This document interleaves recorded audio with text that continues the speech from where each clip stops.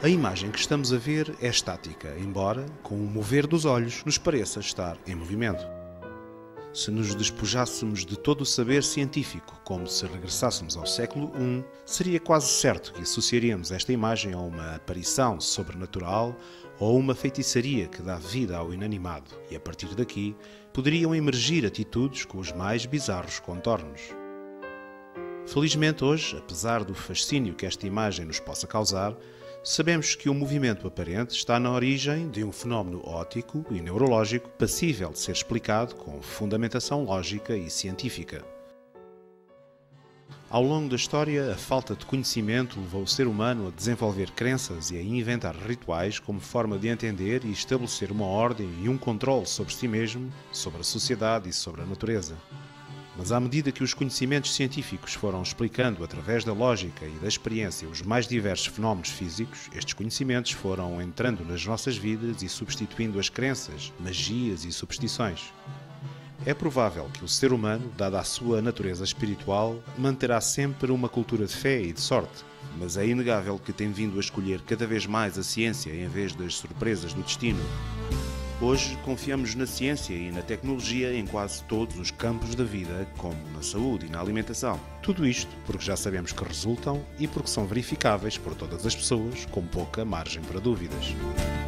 Mas apesar da ciência e da tecnologia serem transversais a toda a sociedade e terem revelado vantagens no desenvolvimento de inúmeras atividades humanas, é também verdade que estas duas têm tomado um rumo distorcido face às suas principais virtudes. O atual modelo político-económico desvia o verdadeiro potencial destas áreas para campos sombrios, levando-nos, muitas vezes, a uma percepção negativa e falaciosa sobre a verdadeira utilidade destas áreas e do saber. A razão prende-se ao facto do atual sistema económico se sobrepor, dominar e regular quase toda a atividade científica e tecnológica, chegando mesmo a impedir progressos de elevado interesse social e humano. O encontro funcional destas duas áreas não pode depender de métodos arbitrários e ambíguos. Não pode depender do sistema monetário, tal como hoje é praticado.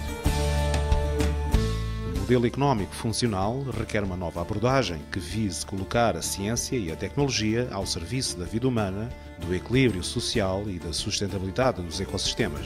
Trata-se de uma abordagem metodológica que tem como objetivo maximizar o êxito na tomada de decisões que envolvem o indivíduo, a sociedade e a natureza.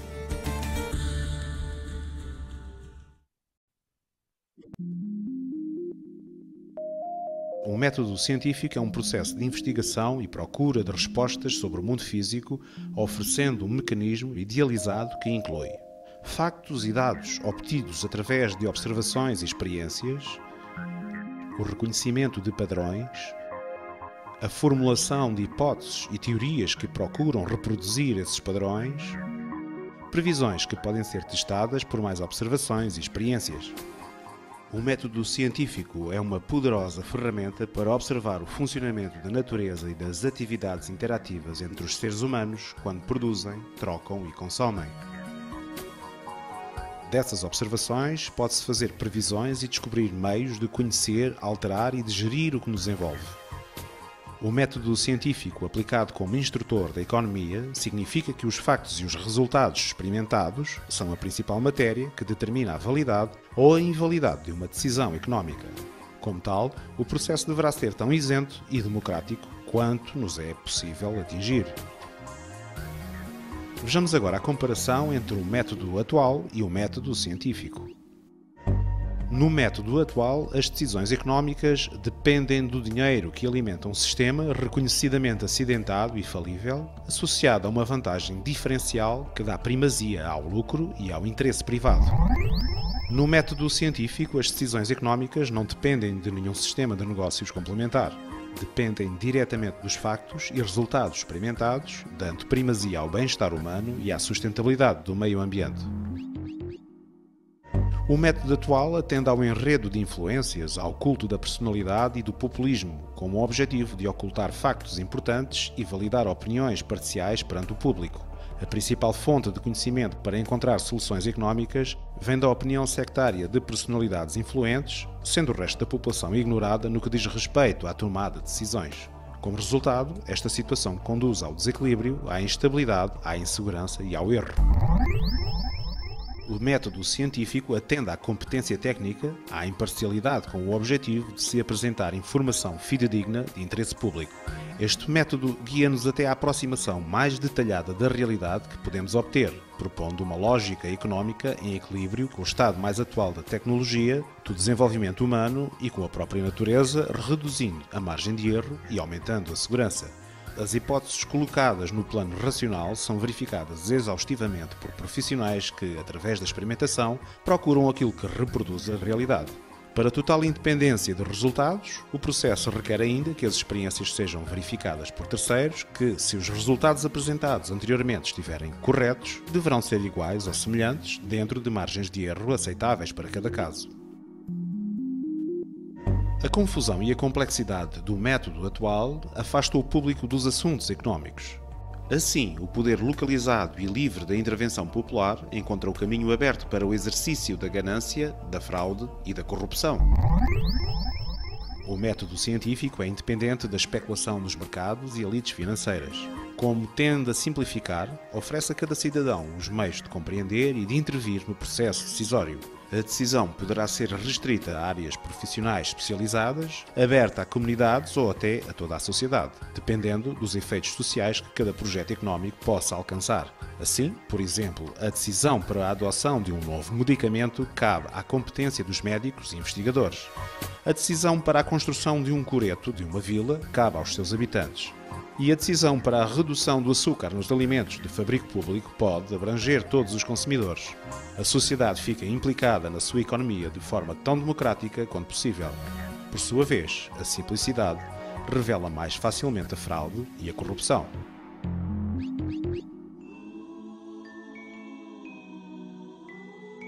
Imaginemos agora um exemplo para ilustrar estas diferenças. Se alguém afirmar que um aeroporto deve localizar-se numa determinada área porque reúne propriedades geofísicas favoráveis, essa afirmação pode ser testada e aceita ou não, com base em resultados experimentais.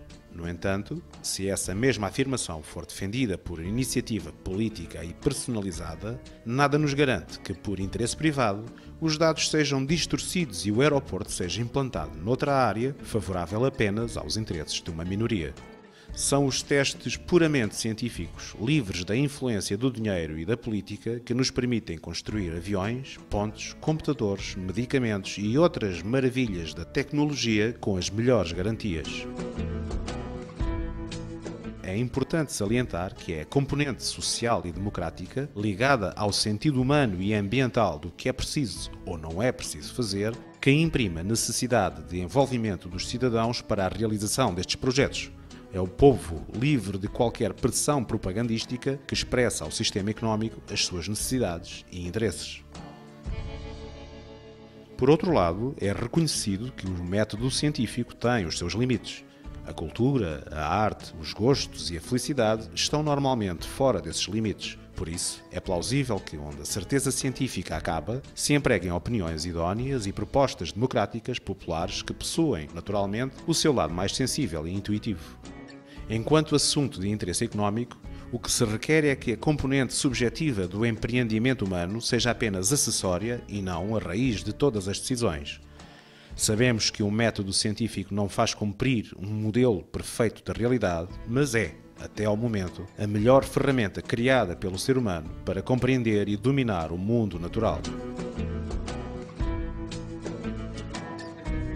Nesta linha de raciocínio, uma das condições para a missão de redesenhar o nosso paradigma passa por um novo modelo económico que se baseie na gestão inteligente dos recursos naturais, humanos e tecnológicos. Significa isto que os recursos naturais deverão ser explorados e geridos seguindo a lógica do mundo físico, no compromisso de atender democraticamente ao espectro das necessidades humanas da forma mais eficiente e sustentável possível.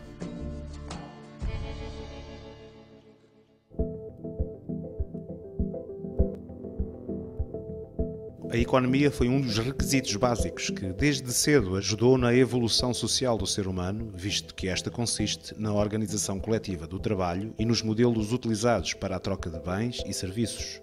Foi também, no entanto, pela debilidade dos modelos económicos que assistimos à distorção dos valores, à destruição dos recursos naturais e à extinção de inúmeras sociedades ao longo dos tempos. Neste domínio, os modelos experimentados nas mais diversas civilizações e em diversas épocas basearam-se na competição, na intuição, na sorte e na fé em personalidades, no sucesso privado, na ganância e na ambição pelo poder, na especulação das necessidades humanas e na corrupção. Muito raramente, mesmo nas chamadas democracias do século XX, foram usadas as evidências e o raciocínio lógico para determinar as maneiras mais eficazes de fazer o que é verdadeiramente necessário à sociedade e aos ecossistemas que a sustentam. A mudança de paradigma assenta no corte radical com o sistema monetário baseado nos juros e nos mercados financeiros e, seguidamente, no progressivo abandono da economia baseada na moeda para um modelo económico de vanguarda a que chamamos de economia baseada nos recursos, ou EBR. E para que se efetue a mudança, a estrutura legal portuguesa deverá deixar de ser permeável aos interesses da economia monetária tal como está instituída, pois quando assim o é, não há ciência nem economia que possa ser decisiva para o bem coletivo. A economia baseada nos recursos pretende agilizar, com um olhar objetivo e estratégico, o compromisso entre duas grandes variáveis: as necessidades humanas na sua amplitude geral e os recursos humanos, tecnológicos e naturais.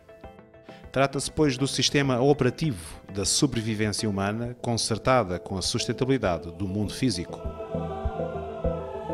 Para um melhor enquadramento, é preciso desde já interiorizar que este modelo só agora é execuível devido à presença de dois fatores fundamentais que existem na nossa civilização: a abundância, que resulta da automação, e as tecnologias da informação.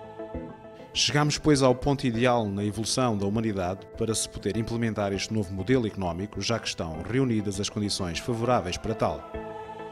A abundância, porque vivemos num modelo do humano amplificado pela tecnologia e pelo saber, cuja tarefa atual de algumas horas pode corresponder ao produto de uma vida inteira do passado. Assim, comparando com os tempos de outrora, atualmente convivemos com a abundância de alimentos, de vestuário, habitação e muitos outros bens que nos propiciam conforto e bem-estar. Isto não esconde o facto de grande parte da sociedade estar privada de aceder a estes recursos que são por vezes destruídos, visto que a abundância pode comprometer os lucros do mercado. Por outro lado, temos as tecnologias de comunicação e informação em rede, que são um instrumento fundamental que inaugura um novo modelo de processamento, de comando e de organização das atividades humanas. Constitui o sistema operativo da economia aberto à dinâmica da democracia popular e direta, conseguindo níveis de eficácia e precisão sem precedentes na história. A economia baseada nos recursos articula três áreas operacionais: contabilidade de recursos, o equilíbrio dinâmico e desenvolvimento estratégico. Imaginemos, por exemplo, uma associação de bombeiros. Na contabilidade de recursos, será necessário ter uma noção exata de todos os meios à disposição, tais como os equipamentos, energia, água, o número de pessoas colaborantes, entre outros. Para obter um equilíbrio dinâmico, será necessário um plano de manutenção e conservação do equipamento, reposição de materiais, horários e organização de tarefas, segurança e bem-estar do pessoal. No desenvolvimento estratégico, terá de se contar com a escolha acertada do tipo de equipamento, a formação especializada do pessoal, a investigação das características geográficas locais, os processos mais eficazes para a proteção civil, a pesquisa no aperfeiçoamento dos equipamentos e métodos e melhoramento dos resultados. Grande parte da funcionalidade da Associação de Bombeiros poderá ser processada automaticamente por um programa informático específico. Numa escala maior, temos, por exemplo, a gestão eletrónica em rede da complexa logística de uma multinacional. Trata-se de uma gestão económica dinâmica que, em tempo real, avalia e organiza todos os recursos, propõe estratégias e ações e apresenta os resultados, processando milhares de dados com o máximo rigor em frações de segundo. De facto, este modelo é praticado em quase todas as empresas, com a diferença que estas não visam como primeiro objetivo a sustentabilidade do meio ambiente ou da economia como um todo, mas sim o lucro e o seu próprio crescimento. É neste aspecto que a economia baseada nos recursos faz toda a diferença, já que não valida organismos individualizados, virados para si mesmos, operando em oposição uns com os outros. Ela tem necessariamente uma estratégia cooperativa tão abrangente e integrante quanto possível, contando com as variáveis que possam, ou não, comprometer a sustentabilidade ou o progresso num contexto local, regional, nacional e, por fim, global. São, pois, as tecnologias de comunicação e informação em rede que realmente validam a viabilidade de uma economia baseada nos recursos em grande escala. Para que o sistema funcione, é indispensável que toda a informação relativa às atividades económicas seja transmitida e processada em tempo real.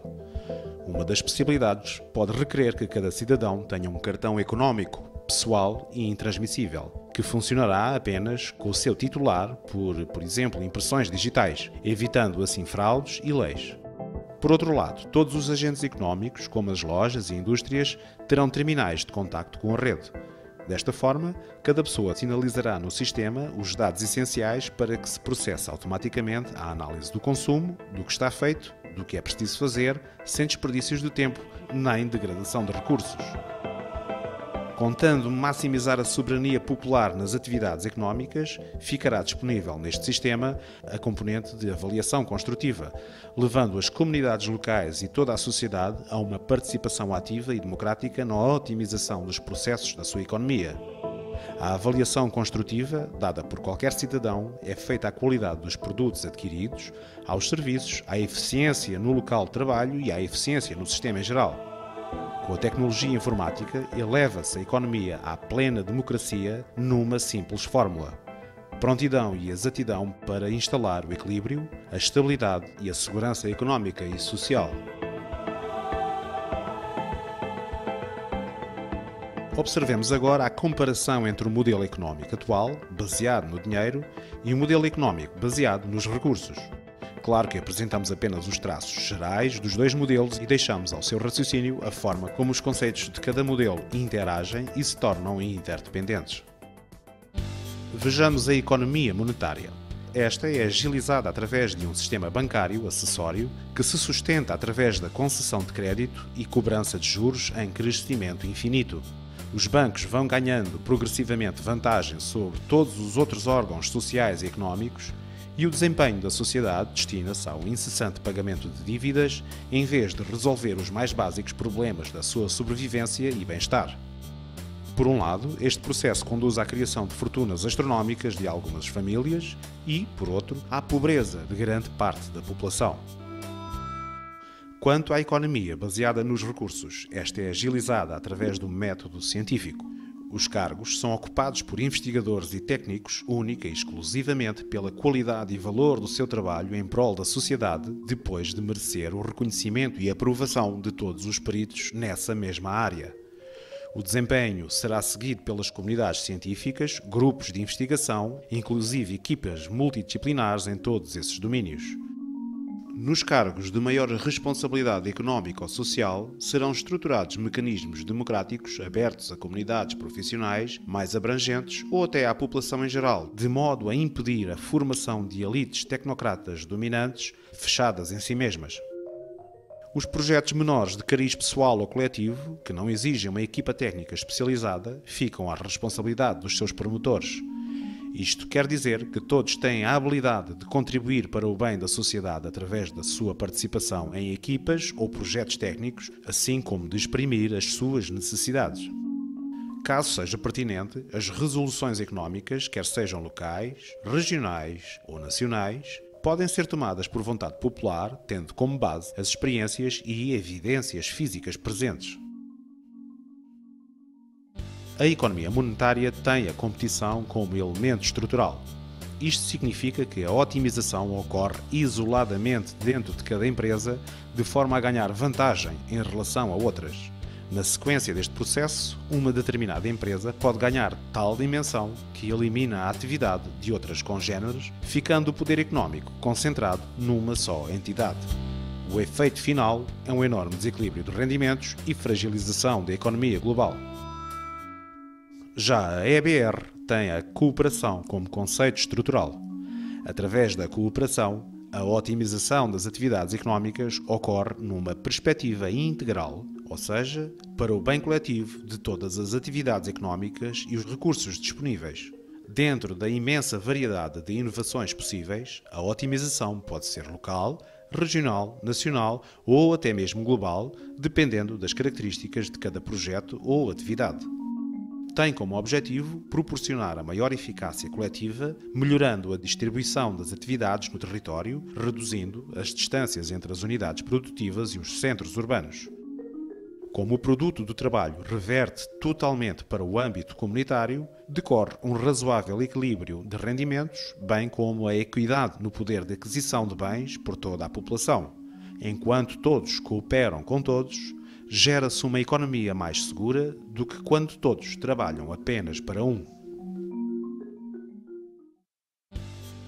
Na economia monetária, as questões técnicas que porventura determinariam as melhores soluções para a sociedade civil são muitas vezes encobertas ou remetidas para um plano secundário. São intensivamente estudados meios para tornar os equipamentos mais exclusivos e menos duradouros no intuito de manter um mercado contínuo. Trabalha-se incansavelmente na produção do descartável para a sociedade estar continuamente a consumir e a desembaraçar-se da sucata num ciclo cada vez mais acelerado. Por sua vez, o marketing e a publicidade estimulam o espírito aquisitivo do indivíduo, resultando num acumular de desejos cada vez mais caricatos que chegam a atingir níveis patológicos. O ser humano torna-se insaciável e continuamente insatisfeito. A EBR implementa as inovações técnicas que melhoram a economia de forma diretamente vantajosa para a vida humana e para a natureza. Os produtos são fabricados com o objetivo de terem uma vida útil tão longa quanto possível, tendo em linha de conta a sua orientação evolutiva. Assim, ao contrário da exclusividade, a EBR promove os projetos open source. Estes projetos têm como objetivo fabricar produtos com partes substituíveis e comuns. Assim, estes produtos podem ser melhorados sem ter a necessidade de inutilizar o equipamento na sua totalidade. Imagine só o trabalho e a energia que são poupados se os produtos ganhassem uma vida útil com o dobro do tempo. Deste modo, o trabalho, a energia e os transportes são reduzidos e a economia cinge-se ao estritamente necessário para a sustentabilidade, inovação e progresso. O marketing e a publicidade ficam remetidos apenas para as atividades de utilidade pública, como o desporto, a cultura e hábitos de vida saudável. O cidadão, em vez de estar submetido a uma espécie de ditadura publicitária liderada pelos grandes negócios, reconhece livremente os seus gostos e satisfaz as suas necessidades individuais.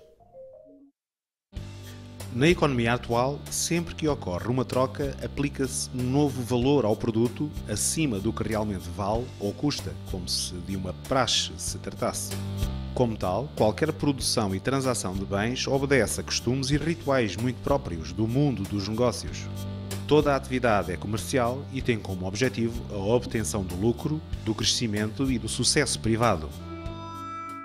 Na EBR, a fase inicial pode ter parcialmente estas características, mas o seu processo evolutivo tem a finalidade de eliminar a prática do negócio. Setores como a energia, a saúde ou os transportes passam a ser de utilidade pública. Depois, generaliza-se para outros setores através de uma gestão automatizada que contabiliza e administra as atividades económicas, permitindo a qualquer cidadão o acesso direto aos bens e serviços sem o efeito do lucro. Bastará que a produção e consumo sejam eletronicamente declarados para bases de dados, pois só assim será possível proceder à contabilidade e administração das atividades comerciais, quer a nível de loja, quer a nível local, regional ou nacional. Neste ambiente, as lojas permanecem como pontos de acesso a produtos, mas sem atividade comercial lucrativa. Eliminando a especulação e o lucro, simplifica-se e estabiliza-se a economia. O seu crescimento dependerá somente das necessidades e do espírito empreendedor, quer do indivíduo, quer do coletivo democrático. A consequência natural deste sistema é a moeda perder gradualmente a sua influência até ao ponto de um dia deixar de ser necessária. Sabemos que a economia monetária portuguesa ainda convive com alguns setores económicos públicos, como a segurança, a saúde e a educação. Mas como este modelo económico assenta na atividade individualista e competitiva, depara-se com a inevitabilidade de obrigar a população a colaborar através dos impostos para sustentar o que é de todos. Contudo, a tendência é para privatizar gradualmente os setores mais rentáveis, como a saúde, a energia, as estradas, a comunicação, os transportes e até a água, retirando-lhes a vocação original de utilidade pública e transformando-os em negócios lucrativos sujeitos a interesses privados. Ora, se a população contribui coletivamente para os setores públicos, há a referir a incoerência de que, à medida que transformam o serviço público em serviço privado, a contribuição pública também aumenta em vez de diminuir. Na EBR, numa fase transitória, ainda sob o uso da moeda, mantêm-se os impostos para suportar a gratuitidade no acesso a bens ou serviços de utilidade pública de forma equitativa. Numa fase plena, os impostos ou pagamento suplementar de qualquer contributo terminam. O cooperativismo integral e a administração económica da sociedade como um todo fazem com que o cálculo horário do trabalho humano e tecnológico tenham já incluído o fator contributivo necessário para o equilíbrio, segurança e para o progresso económico e social da comunidade. Na economia monetária, os benefícios da tecnologia e automação favorecem quem já tem poder económico. Deste modo, o progresso tecnológico implica um crescente desemprego, ficando apenas uns poucos profissionais com uma sobrecarga de trabalho e aumentando-lhes abusivamente a idade da reforma. Acresce ainda que a renovação tecnológica de uma empresa provoca a extinção de outras com menores recursos para competir. É assim que emergem grandes multinacionais, que são autênticos impérios que devastam milhares de pequenas economias locais, inviabilizando qualquer iniciativa económica de menores dimensões. Como resultado final, a segurança económica do cidadão torna-se altamente precária. Hoje pode ter trabalho e qualidade de vida, mas, com uma facilidade cruel, pode rapidamente entrar numa situação deplorável. Na EBR, os benefícios da tecnologia são públicos. Deste modo, a automatização implica a libertação do trabalho por parte de todos, já que se procede à gradual divisão do horário de trabalho humano. Elimina-se assim a enorme disparidade no trabalho pela população ativa e devolve-se à tecnologia a verdadeira razão pela qual foi criada: a libertação do homem do trabalho que não gosta de fazer. Face ao potencial tecnológico hoje disponível, qualquer cálculo de equidade laboral, incluída na eficácia estratégica de uma EBR, garante uma carga horária de trabalho inferior a 4 horas diárias, contando também com a redução na idade da reforma que pode chegar aos 45 anos.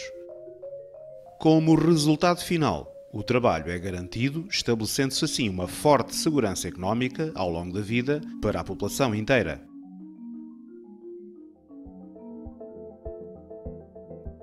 Para compreendermos de uma forma simplificada a mudança de uma economia para a outra, basta pensar quando passamos hoje o cartão multibanco numa caixa registradora de supermercado.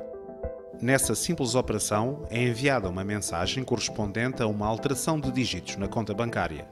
Não esquecendo que o preço da mercadoria, além de incluir o IVA, inclui lucros e impostos do produtor, da energia, dos transportadores, do revendedor e do comerciante final. Depois, para reconstituir os mesmos dígitos na conta, é necessário voltar a trabalhar por mais tempo face à diminuição constante do poder de compra.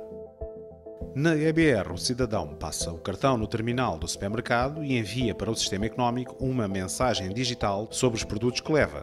Por sua vez, o sistema calcula com maior exatidão o quanto é necessário trabalhar coletivamente para manter o equilíbrio e o progresso. Portanto, não é feito nenhum cálculo direto entre os bens consumidos e aquele cidadão específico que passou o cartão no supermercado, mas sim um cálculo económico integral, quer a nível local, regional ou nacional, de acordo com as características dos produtos. Como é o corpo coletivo que está equacionado na economia estável, não é necessário aumentar o ritmo nem o horário de trabalho, e todos têm garantido o poder de aquisição. Pode-se especular que, numa EBR, o uso do cartão tem a finalidade de controlar a privacidade em vez da administração económica. Bem, Se é esse o receio, por que não abandonar já os e-mails, o Facebook, os telefonemas, o dinheiro e as faturas eletrónicas, o consumo da água e da eletricidade, o salário e os impostos, já que toda essa informação é processada e arquivada em base de dados?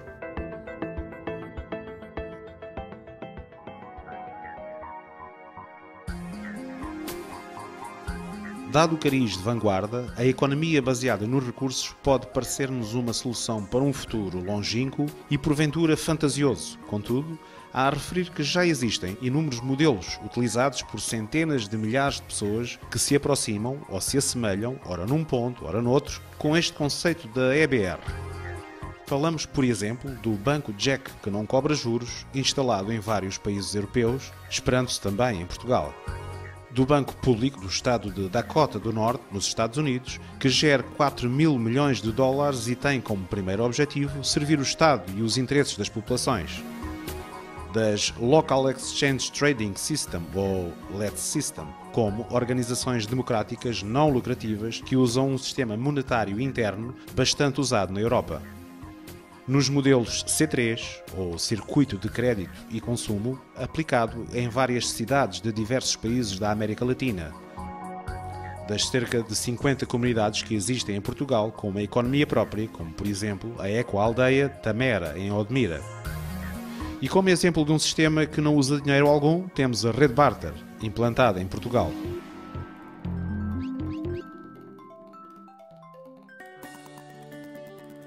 Para desfazer qualquer equívoco de se julgar este novo modelo como um totalitarismo científico, há a referir que o modelo económico baseado nos recursos é um modelo democrático que defende a equidade económica entre os cidadãos dentro de tolerâncias acordadas por vontade popular. Não defende qualquer igualdade redutora ou a normalização de aspectos da vida pública e privada. Não se julgue também que esta orientação visa obter aqui popularidade. Constata-se pelo estudo das experiências sociais vividas ao longo da história que o relativo sucesso do mundo ocidental contemporâneo, comparado com os modelos antigos, se deve, em parte, à progressiva liberdade individual e ao direito à diferença. A internet é um caso inequívoco que comprova esta realidade. Portanto, o modelo económico baseado nos recursos visa antes potenciar a diferença natural de cada ser humano, pois isso constitui um recurso infinitamente maior que qualquer forma de repressão ou totalitarismo normativo aplicado ao indivíduo e às sociedades. Hoje, a liberdade de cada um mede-se pela sua carteira.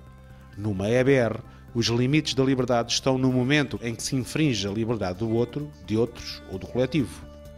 Em suma, o modelo económico baseado nos recursos advoga apenas o controle normativo e democrático da tecnologia em prol da economia e não o controle da pessoa humana. É um modelo que proporciona um alívio humano, visto que substitui a mão de obra pelo trabalho da máquina, suprimindo os trabalhos repetitivos, desmotivadores e estupidificantes para aqueles que ainda podem trabalhar.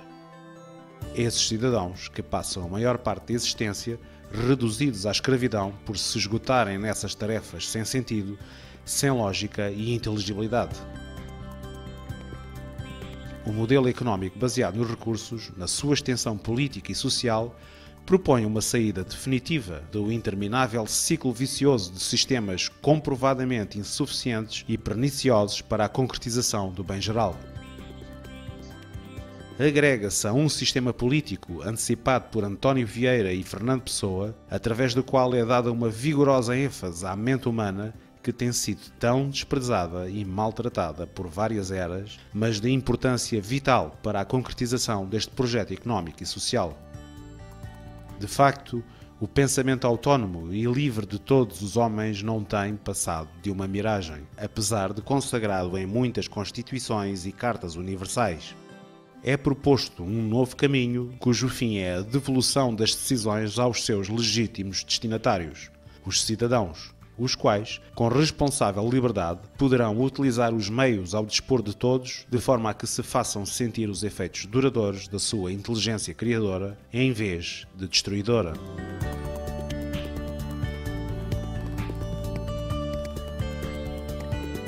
exposta à teoria e conscientes de que muitas questões de detalhe ficaram aqui por explicar, suscitando naturalmente muitas dúvidas e estranhezas, não impede de levantarmos agora a grande questão de base.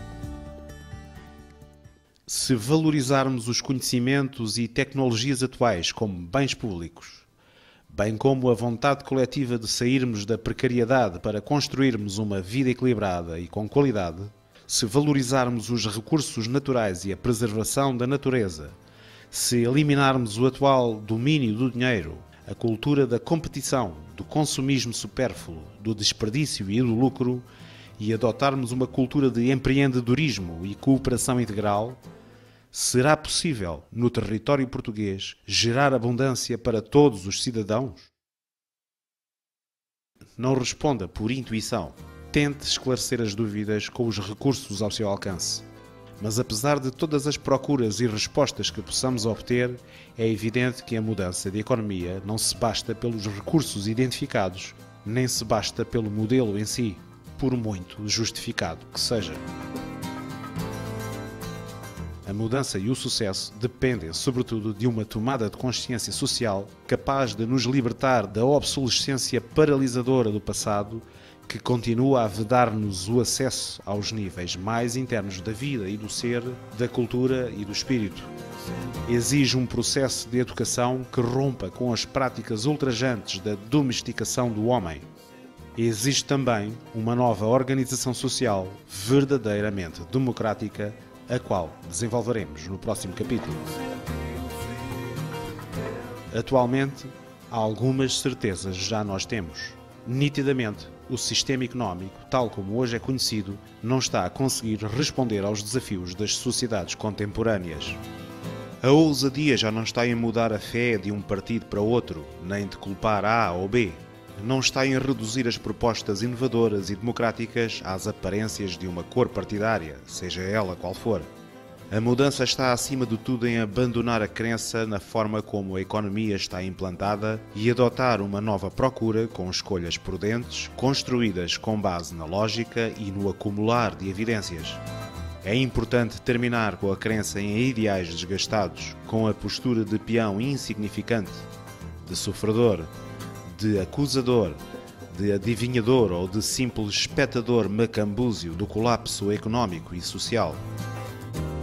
Assumir uma procura tentando encontrar factos que dão uma nova resposta às nossas cidades, aos nossos sistemas de transporte, à agricultura, à indústria, à assistência médica, à educação, à cultura e por aí fora, tendo como finalidade o bem coletivo e a soberania popular nos destinos económicos, é já um patamar de luta pela descoberta de uma nova sociedade, uma sociedade mais equilibrada, cooperante, livre e consciente.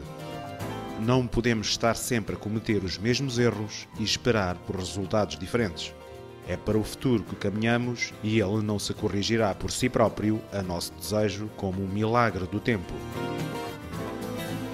Na essência destas novas escolhas reside também o sentimento elementar de que cada um de nós não está neste mundo para trabalhar em competição, acumular dinheiro, consumir e desperdiçar, mas para celebrar a vida no que ela tem de genuinamente humano.